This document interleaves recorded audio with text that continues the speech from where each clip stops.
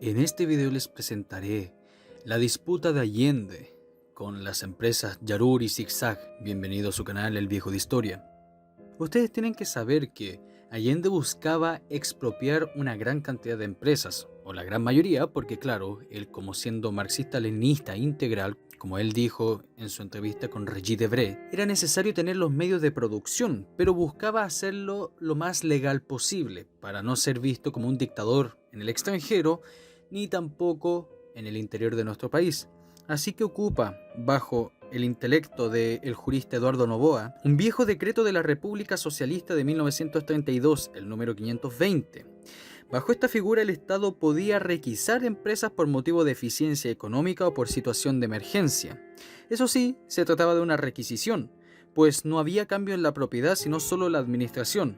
Pero justamente eso sería la problemática, porque en algunos casos el interventor, que sería el enviado para administrar esta nueva empresa que pasaría a la propiedad social estatal, más bien sería una especie de tirano, como dirían algunos obreros, en la cual incluso los miristas se quejarían, porque no se estaría viendo el proyecto socialista en la cual los obreros tomasen poder dentro de la fábrica, sino más bien sería un cambio de mando. Lo cual no sucedería muy a menudo en los cordones industriales, donde sí el obrero tenía el poder total, y en la cual muchas veces esas fábricas no funcionaban para nada, como lo diría después el sindicalista Manuel Bustos. Entonces, claro, Allende hizo cosas, ligaba a la gente, pero no la hizo bien, la hizo mal. Entonces llegaba alguien de afuera que no era más que el activista del partido. Y entonces este tipo, más que dirigir la empresa, que bueno, algunos eran ingenieros comerciales, o qué sé yo, se dedicaba a organizar a los trabajadores. No estábamos preparados en la parte, llamémosle, de dirección, administración de una empresa. Yo era consejero de administración de la empresa y no conocía absolutamente casi nada de economía. Y eso nos hizo perder productividad, nos hizo perder presencia en la industria nacional y sobre todo nos hizo politizarnos. Pero volviendo al caso, lo que pasaría con la empresa Yarur sería muy icónico dentro de la Unidad Popular. Las empresas Yarur se dedicaban principalmente al rubro de los textiles, igual que Irmas, igual que Said, etc. Entonces era lógico que el conglomerado de la Unidad Popular tenía los ojos puestos a esta gran empresa, que tenía un gran porcentaje de los textiles a nivel nacional. Por ende, se tenía que expropiar a toda costa. El subsecretario de Economía Óscar Garretón, mapucista, se declara preocupado ante las numerosas denuncias de los grandes industriales que no estarían cumpliendo con las entregas de telas a pequeños o medianos comerciantes o confeccionistas, según lo que decía el gobierno. Al mismo tiempo, la prensa de izquierda se arroja en picada sobre el clan Yarur. El propio Yarur niega que haya tenido el menor intento de sabotear la producción de su fábrica, y una comisión investigadora estatal designada para el efecto no la contradice. Sin embargo, el itinerario sería el siguiente: los sindicatos presentarán nuevo y un común petitorio. 4 días después, sus dirigentes ponen candados en las puertas de Yarur. Como las puertas están cerradas, la industria no puede funcionar, y 2 días después Dirinco la requisa, incluida su filial distribuidora, ya que, como dice Garretón, por existir un conflicto se presentaban anomalías en la producción. La prensa de la Unidad Popular desata contra la familia dueña una campaña grotesca. Los propietarios habrían obligado a las operarias antes de la liberación UP a jurar lealtad en una especie de ceremonia vudú sobre una calavera, y eso lo repetiría a punto final. A los pocos días, el Banco Central multa a la manufactura Sumar S.A., que sería la competencia de Yarur, a Tejidos Caupolicán tomada por los obreros sin conflicto laboral alguno pendiente, y en Sumar Nylon, imitando los procedimientos Yarur, los dirigentes sindicales afirman que la empresa ha paralizado algunas máquinas, perjudicando notoriamente el abastecimiento de alrededor de 400 industrias medianas y pequeñas. La toma y requisación no demorarán mucho. El 24 de mayo el ministro Vuskovic anuncia el golpe final. Procurará incorporar en forma rápida al área propiedad social los monopolios textiles privados. Su nómina incluye a las plantas y empresas de los grupos Yarur, Sumar, Irmas y Said, a las empresas de Rayon Hill, Textil Progreso, Oveja Tomé, y respecto a todas las cuales el secretario de Estado reitera una vez más la disposición del gobierno de entendimientos directos con los propietarios, así como proceder de acuerdo con las disposiciones legales y vigentes. Por otro lado, obviamente los dueños de esta empresa esperaban sus indemnizaciones, que eran correctas. Era mi fábrica y yo esperaba de que se me devolviese el dinero. No podía quedarme así como si nada, siendo que me quitaron mi fábrica. Así que obviamente se fue a reclamar al gobierno de que se le devolviesen una parte de las utilidades hasta cumplir con el pago aceptado. Pero obviamente los obreros planteaban que no se tenía que indemnizar en nada a esta gente. Por otro lado, se podría decir de que prácticamente les robaron las fábricas. Luego, en unos días más adelante, después de la requisación de Yarur, se anunció por parte de Vučković, los casi 8.000 trabajadores adheridos a la Federación Nacional Textil acuerdan iniciar una toma general de las industrias para evitar el posible sabotaje por una parte de empresarios. Una comitiva de altos funcionarios recorre las industrias ocupadas y el ministro declara que Dirinco dictará resoluciones de requisamiento o reanudarán de faenas en todas aquellas textiles que continuarán paralizadas, pero que en aquellas cuyos dueños procedan a entregar la administración a un funcionario de la confianza del Ejecutivo no habrá requisación. En otras palabras, los dueños estaban amenazados, ya sea por todos lados. Pero justamente 2 días después de esto, se anuncia el requisamiento general de industrias en el entendido, según el ministro, de que esto no supone una sanción sino un medio de regular las condiciones del abastecimiento. Pero ahora, ¿quién paga? Y fue tan resonado esto que incluso Televisión Nacional acogió protesta por el caso Yarur, en la cual el mismo señor presidente Eugenio González, que era en esa época el que dirigía Televisión Nacional de Chile, respondió el presidente de la Confederación de la Producción y del Comercio, el señor Jorge Fontaine, en una nota de protesta contra este por haber manejado sumamente mal y con parcialidad el caso Yarur, demostrando al público una falsa visión de lo que estaba aconteciendo en esa empresa. Tan así fue de resonado el caso. Otro baluarte de la defensa contra la libertad empresarial acá en Chile sería el conflicto de Zig-Zag. Todos conocen que Zig-Zag era una empresa editora, en la cual era muy popular, muy conocida y una de las más grandes de nuestro país. Justamente para la época final del gobierno de Eduardo Frei, inicios del gobierno de la Unidad Popular, estaba bajo dominio de personajes cercanos a la democracia cristiana.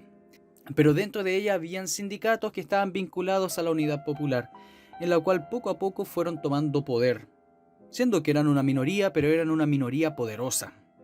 El 16 de septiembre de 1970 se inició un conflicto laboral en la empresa editora Zig-Zag, que vino solo a ser resuelto con un tribunal arbitral. Este fue integrado por representantes de la firma y del personal, presidiéndolo un abogado comunista del Ministerio de Trabajo, Roberto Butrón. El titular de esta cartera, José Ollarse, también era comunista. El fallo del 11 de enero de 1971 tuvo la singularidad de determinar que Zig-Zag, aparte de ser un monopolio, constituía una unidad económica por sus vinculaciones con otras empresas donde sus personeros tenían intereses.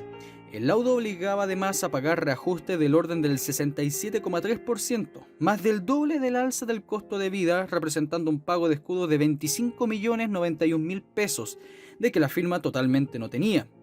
El monto desorbitado de las peticiones laborales y los resultados del laudo dejaron en claro la maniobra que perseguía fomentar el traspaso del dominio Zig-Zag al Estado. En otras palabras, el Estado buscaba el monopolio de lo que se escribía y de lo que se mostraba al público. El directorio de la empresa solicitó la intervención del presidente Allende, quien en reunión con la Asociación Nacional de Prensa el 24 de noviembre de 1970 dijo que el gobierno aseguraba una total prescindencia y por lo tanto era de esperar que esta dificultad laboral no se transformara en un conflicto político. A resulta de estas gestiones, el Estado adquirió a través del Clacorfo la planta, maquinarias, algunas marcas de las revistas Zig-Zag y Zig-Zag conservó otras publicaciones que se imprimirían en sus antiguos talleres. El traspaso se verificó, irónicamente, el 12 de febrero de 1971, Día de la Prensa. Ahora, ustedes ven cómo poco a poco, por medio de una falsa legalidad, se iba quitando la libertad de prensa.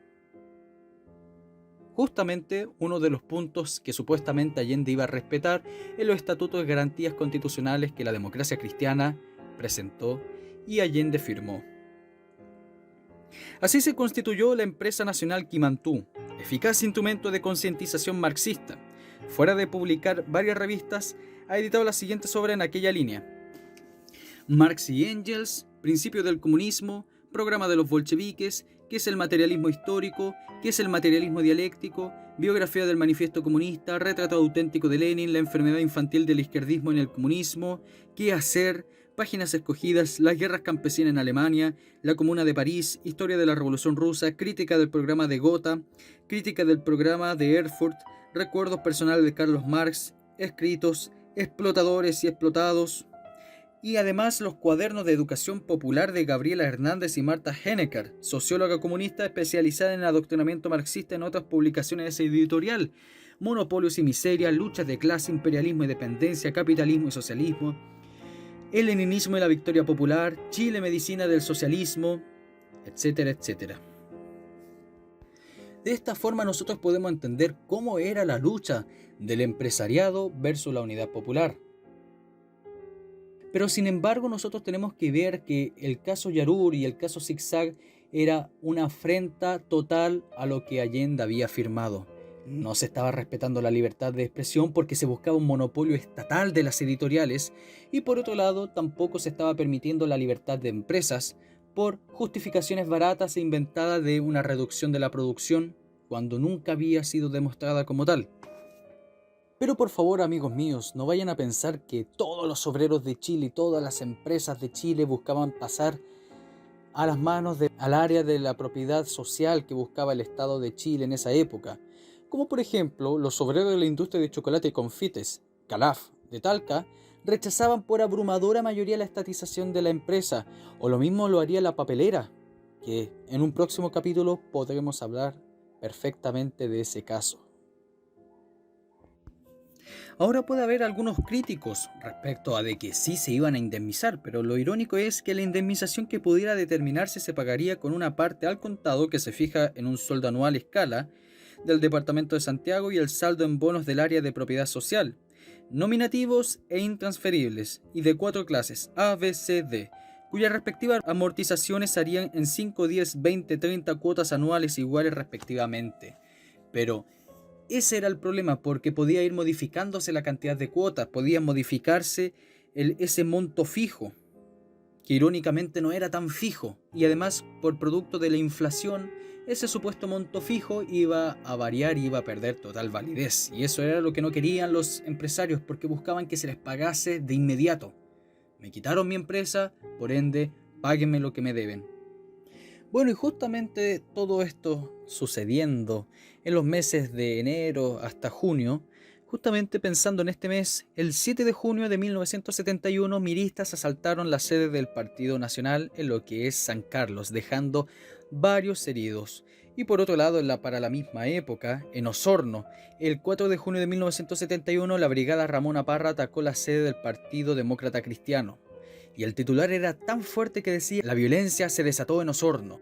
Y así, poco a poco, el gobierno se iba desmoronando, iba perdiendo su fachada de democrático, producto de esa falsedad, de esas sinuosidades que era bastante patente Allende, diciendo por un lado viva la democracia y la legalidad, y por otro lado utilizando esa legalidad para esos fines que él denominaba justos.